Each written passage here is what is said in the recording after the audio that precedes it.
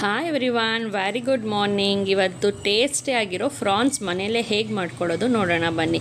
Fresh ಆಗಿರೋ ಫ್ರಾನ್ಸ್ನ ತೊಗೊಂಡು ಆನಿಯನ್ನು ಟೊಮ್ಯಾಟೊ ಹಾಕ್ಕೊಂಡು ಆಯಿಲ್ ಹಾಕ್ಕೊಂಡು ಫ್ರೈ ಮಾಡ್ಕೊಳ್ಳಿ. ಸ್ವಲ್ಪ ಜಿಂಜರ್ ಗಾರ್ಲಿಕ್ ಪೇಸ್ಟ್ ಹಾಕ್ಕೊಂಡು ಅರಿಶಿನ ಉಪ್ಪು ಹಾಕ್ಕೊಂಡು ಅದನ್ನು ಫ್ರೈ ಮಾಡ್ಕೊಳ್ಳಿ.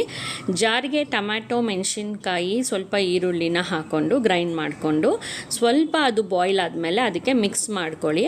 ಅದ್ರ ಜೊತೆಗೆ ಗರಂ ಮಸಾಲ, ಧನಿಯಾ ಪೌಡರು, ಚಿಲ್ಲಿ ಪೌಡರ್ ಹಾಕ್ಕೊಳ್ಳಿ. ಸ್ವಲ್ಪ ಖಾರ ನಿಮಗೆ ಹೇಗೆ ಬೇಕೋ ಹಾಗೆ ನೋಡ್ಕೊಂಡು ಹಾಕ್ಕೊಳ್ಳಿ. ತುಂಬ ಟೇಸ್ಟಾಗಿರುತ್ತೆ.